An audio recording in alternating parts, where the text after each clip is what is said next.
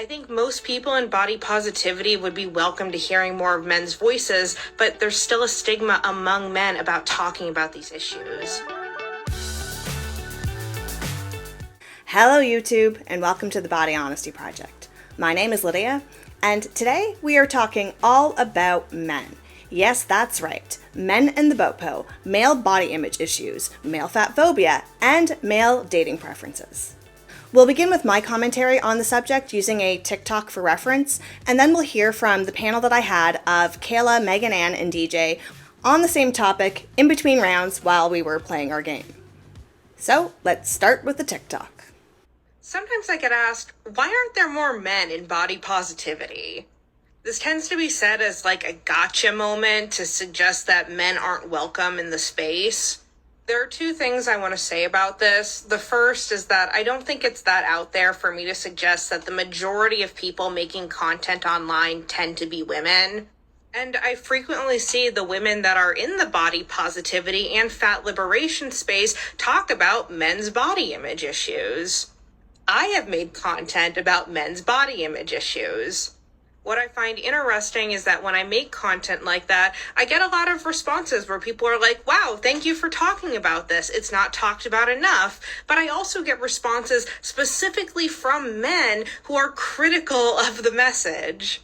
I think most people in body positivity would be welcome to hearing more of men's voices, but there's still a stigma among men about talking about these issues. Okay, so Aubrey starts with, sometimes I get asked, why aren't there more men in body positivity? To suggest that men aren't welcome in the space. well, are they? Because on the surface, the BoPo does seem to be welcoming of various ethnicities and genders and different types of bodies. But they still idolize men with fit, muscular physiques. If it's all about loving and accepting yourself, why does so much of this revolve around having to be attractive to straight-sized men? Or showing that you can pull a hot, fit man? Like, if this is where you're getting your validation, what kind of message does that send to the fat men in the community? I'm not saying that there aren't any men in the BoPo. I mean, come on, there are notably a few. But I do question why the BoPo is allowed to uplift only the most marginalized of voices, the ones that are at the peak of the fat spectrum, and frequently tell straight-size and mid-size people that the body positivity movement was not made for them, can at the same time say that they welcome men, yet idolize fit men. And they can't use the argument of, well, just because we find them attractive doesn't mean we don't also find you attractive. Because that's the same argument that we've been having about the BoPo being all-inclusive in the first place. If the BoPo is meant to uplift the fattest of fat women while not adhering to societal beauty standards, why, oh why, are they allowed to idolize the male equivalent? So now Aubrey's on to the part where she comments on male body positivity content. And I frequently see the women that are in the body positivity and fat liberation space talk about men's body image issues. I have made content about men's body image issues. Now, I took a look on Aubrey's page and I couldn't find any content about male body positivity. And I'm saying that not to say that she doesn't create content on male body positivity, only to say that I have nothing to critique. I'm sure she does have content on male body positivity, but I happen to not find it. So instead of critiquing her, I'm just going to give you my thoughts on male body positivity. Now, I've been noticing a trend in the media over about the past 25 years that has been drastically shifting body image standards of girls and boys. And in all honesty, it's the boys that are getting it much worse. Because I don't know how many of you are aware that all the while that women were fighting to move from skinny to curvy as being the beauty standard, the boys were going from healthy fit to buff and shredded. Now, I'm not trying to discourage healthy behaviors. I'm not trying to discourage eating right and exercising. But there's also nothing wrong with looking like a normal teenage boy. You can be healthy without being shredded. You can be healthy without a six-pack. And I hate that this messaging is getting to our young boys that they have to look like these male supermodels or superheroes in order to project masculinity. I mean, in order for our daughters to grow up with better self-esteem, why did we have to punish our sons? I know we were trying to do better, but we've made a massive overcorrection. Look at the cast of 90210. Look at how skinny the girls were, but how average-ish the guys were. And look at how absurd it is that Gabby was the fat one, and how ironic it is that Steve was the buff one. But those were the beauty standards at that time. Jason Priestley would be called skinny fat today. And now, when we look at shows like The Sex Lives of Girls in College, they are showcasing women of various shapes and sizes. But the men? Well, they're all built like Greek gods. Why do we have to push one group down in order to lift another group up? Why can't we just be equals? I really hate the direction that this is going, and as the mother of a son, I'm very worried. So then Aubrey goes on to say that she does get some support for her content, but I also get responses specifically from men who are critical of the message. And why is that? Now, I am going to generalize here, and no, I am not speaking to all men here, but I am going to make a generalized statement about men. Men are less likely to look for another explanation to something if there is an obvious and logical explanation staring them in the face. In other words, they are big believers in the simplest explanation is often the most correct. Now, depending on the situation, this could be a good thing or a bad thing. Let me explain with two very, very real scenarios. Okay, so several years ago, I remember I was upstairs and I heard my husband stomping around downstairs. Just heard the floor kind of shaking. I go downstairs and I don't know, I'm just doing something in the kitchen and I watch him take out a garbage bag. And he's struggling with the garbage bag. And he's struggling with the garbage bag. And he's struggling with the garbage bag. And he's shaking the garbage bag. He gets really, really angry. And then he kicks the garbage. And I'm like, what's wrong? And it turned out he had a really bad day. And he was just really emotional. And we had a talk about what was wrong. He's just taking it all out on that freaking garbage can. Okay? Now, few years later, I come home from work. The house is a disaster. I am really, really angry. I see dirty clothes everywhere. I see dishes everywhere. I'm very, very, very angry. So I start cooking. Then I take the frying pan and I drop the frying pan. I'm like, fuck. Husband's in the kitchen, washing dishes. Ignores me. Didn't ask anything. Then after I'm like, well, aren't you going to ask why I'm so upset? And he's like, you dropped the frying pan. So, like, there was no need to ask any further because there was an obvious reason. She dropped the frying pan and then she swore. Why should I ask more? And it's very similar with emotional issues. Women might be more willing to realize that I'm sad, but there's a layer underneath as to why I'm sad. Or this makes me happy, but there's a special connection underneath as to why it makes me happy, which can be a really, really great trait.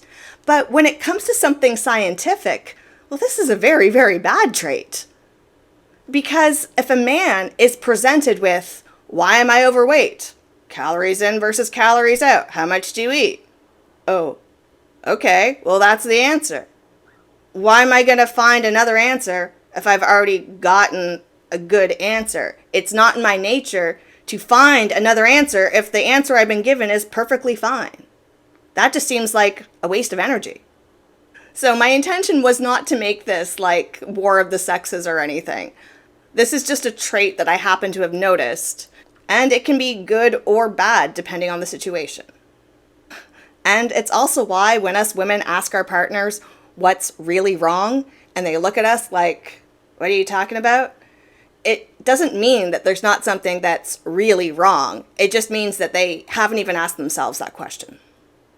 And lastly, Aubrey said that the BoPo is welcoming to men, but There's still a stigma among men about talking about these issues. and I do think that that's at least partially correct. I mean, men are probably more likely to joke about these things than actually talk about them. And I'm not saying that that's a good thing, it's just what I've witnessed from experience. But I really think that the BoPo is not appealing to men for two main reasons. Number one, the outright science denial.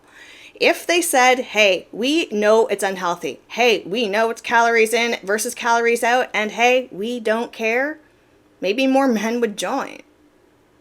And secondly, they're not being accepting of that mid-sized body type. And the reason why I say that's a thing is because I could totally see the dad bods bonding with the girls that are thin but have a bit of a pooch.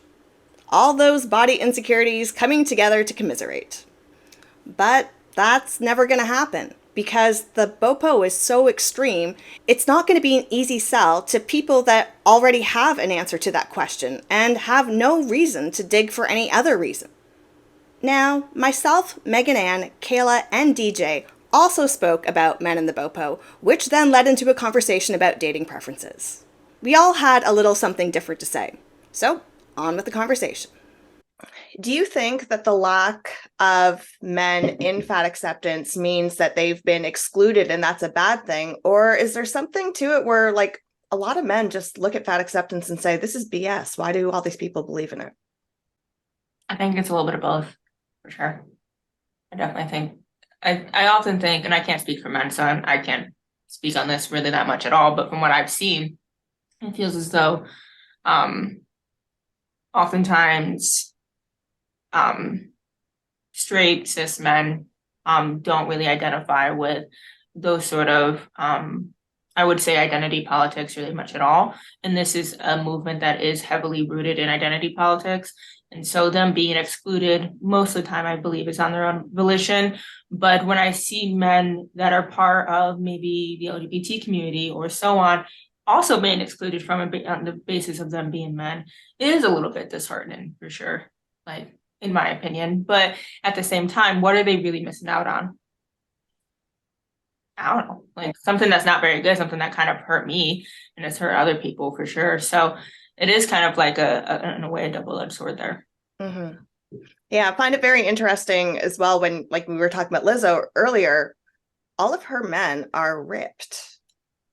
Like, her BoPo big girls, but her men, none of them, none of them fall. No, there's no big boys. That's why I really big like boys.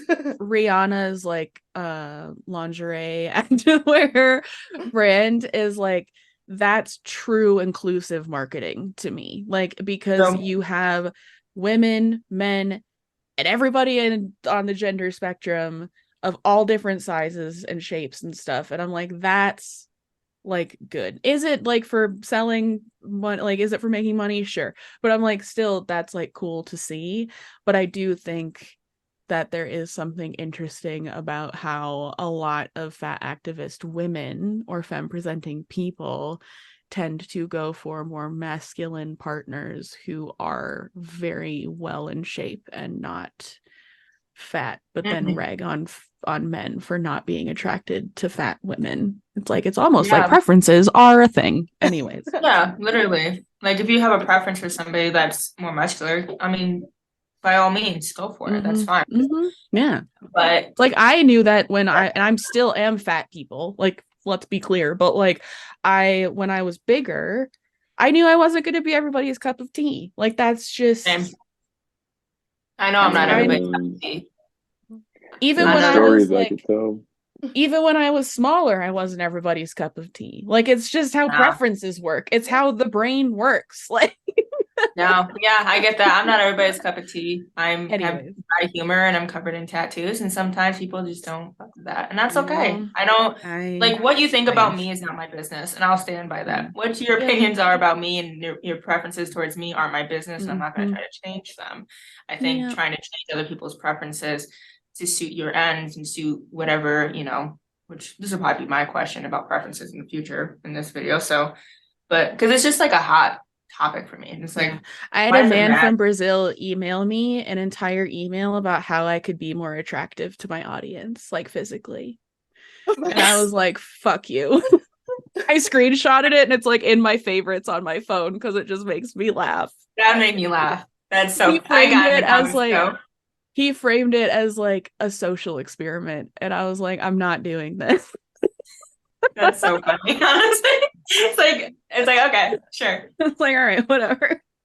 Oh, I was gonna say, growing up fat, and like I gotta make a video just on like my face and how different my face looks now.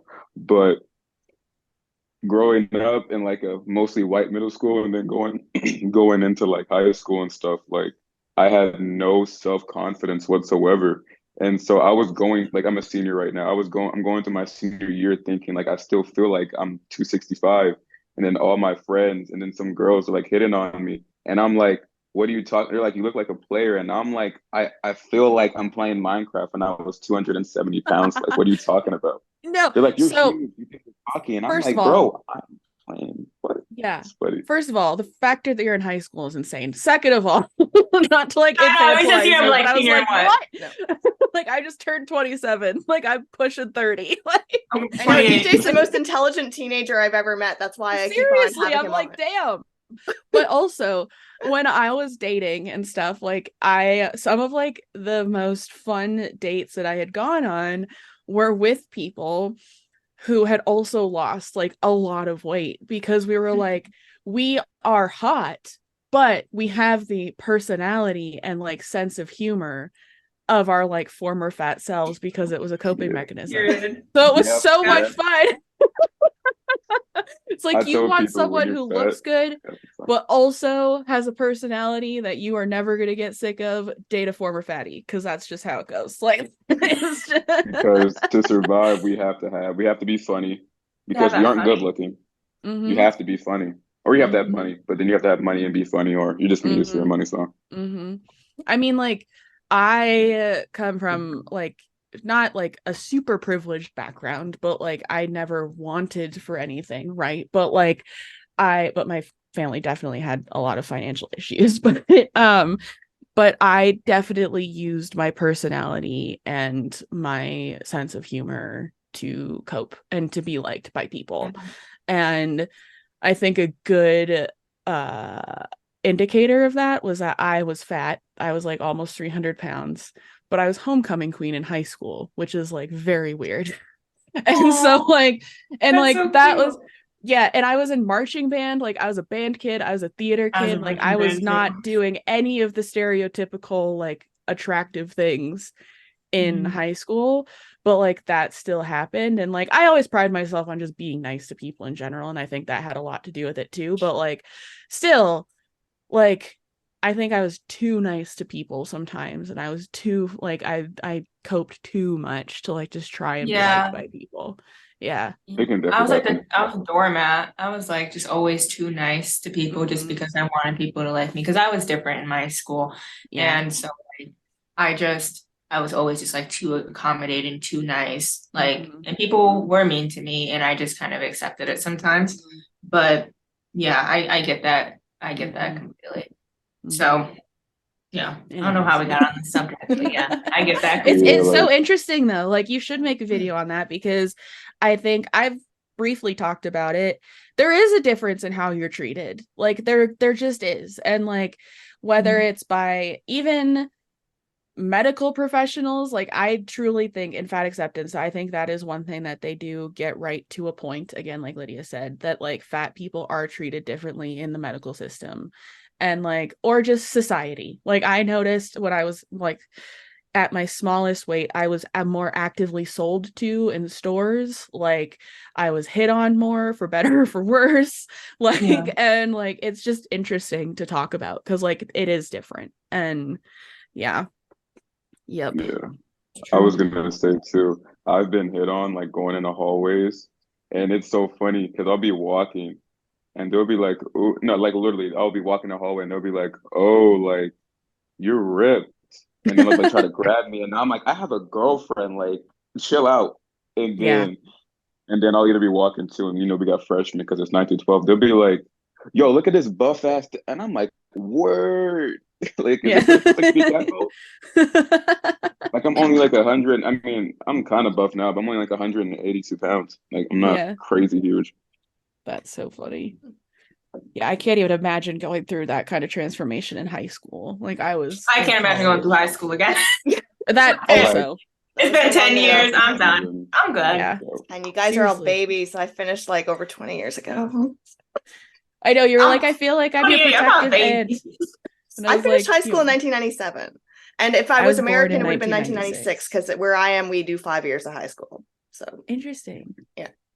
I feel like we're hitting like all the age groups and like all like the people of color. It's like this is amazing. yeah, I know I'm very, the very odd one out. and gender. You're not odd. You're not odd one out. I know, but I was like, I have to recognize that like my experience is going to be a lot different because I grew up white, Yep. Midwestern, small town. Like that is very different. And Yeah. so, yeah. That's something I never understood. The desire to know why somebody doesn't like you. I understand that that's just kind of like, I'm speaking from a girlhood experience. The desire to know why is something that I've like battled with myself. If somebody doesn't like me, I'm just like, why don't you like me? Because I'm a people pleaser. But with that whole dating preference thing, from what I've seen, it is always just about pointing at the other people and be like, you don't like, I'm perfect. I'm a catch. I'm a 10 out of 10. It's you that's the problem. When in actuality, if you're looking at yourself thinking that there's nothing to be improved or nothing to work on in yourself, that's a huge red flag. That's unattractive point blank period to anybody. And that sort of vibe that you are setting off of you being perfect and you don't need to change or nothing needs to be improved in your life, that sort of like vibe that you give off is very apparent, even if you aren't trying to give it off. And I feel as though like the desire to want to be like your own self-doubt to be catered to, because I feel as though a lot of people find their self-worth and how other people perceive them, and that's just a human experience. And so if somebody doesn't find them attractive or find them fuckable, sorry for the language, then they're gonna see themselves as less than because they put so much pressure on whether or not they're being found as desirable by other people, when in actuality that shouldn't be the forefront of your mind. It's understandable why it's the forefront of your mind. Everybody wants to be desired or longed for or yearned for or whatever. But at the end of the day, if you put so much of your self-worth into other people, then you aren't doing the work that you say that you are doing in order to be body positive. Right. Because you care so deeply about how another person perceives you. And that's something I'm working on myself. Like I have that problem 150%.